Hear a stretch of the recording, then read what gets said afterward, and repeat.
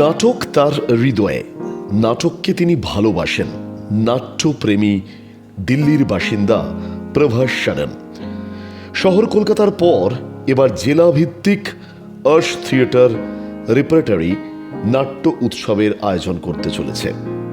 হ্যাঁ, এটা এক বিরাট নাটক নিয়ে কর্মযজ্ঞই বটে। আর্শের প্রতিনিধিরা শহর কলকাতা ছাড়িয়ে হুগলি জেলার চন্দননগর শহরে উপস্থিত হয়েছিলেন। তারা কথা বললেন হুগলি জেলার বেশ কয়েকজন নাট্যকর্মীর সঙ্গে এদিন চন্দননগরে। আগামী দিনে চন্দননগর থেকেই শুরু হবে আর্শ থিয়েটার রেপার্টরির নাট্য উৎসব। দক্ষিণবঙ্গ পেরিয়ে ক্রমশ এই নাট্য উৎসব ছড়িয়ে পড়বে উত্তরবঙ্গে।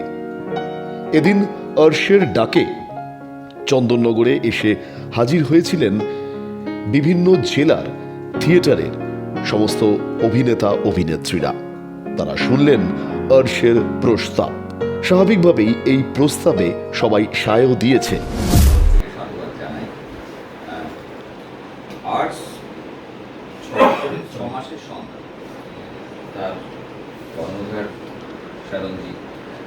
আমার আর্টসের প্রতি আশাটা এই কারণেই, কারণ এইটা একটু বলার দরকার কেন আমি আর্টসে এসেছি। এই কারণে তাহলে হয়তো আপনাদেরও কয়েকটা প্রশ্ন হয়তো তার উত্তর পেয়ে যাবে। সেটা হচ্ছে, আমি প্রথম ভেবেছিলাম যে থিয়েটার কী করে কমিউনিটি তৈরি করা হয়।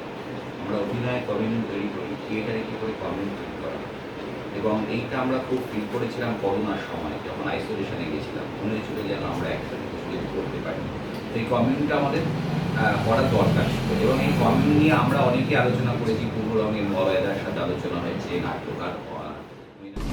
আগামী দিনে সব ঠিক থাকলে হুগলির চন্দননগর থেকে শুরু হবে আর্শ থিয়েটার রেপার্টরির জেলাভিত্তিক নাট্য উৎসব। এদিন প্রাথমিক আলোচনা হয়েছে ফলপ্রসূ।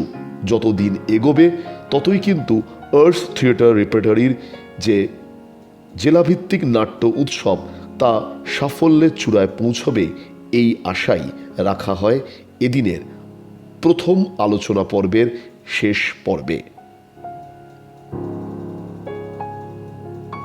চন্দননগর থেকে রাহুল গুপ্তের রিপোর্ট, দিশা শক্তি নিউজ।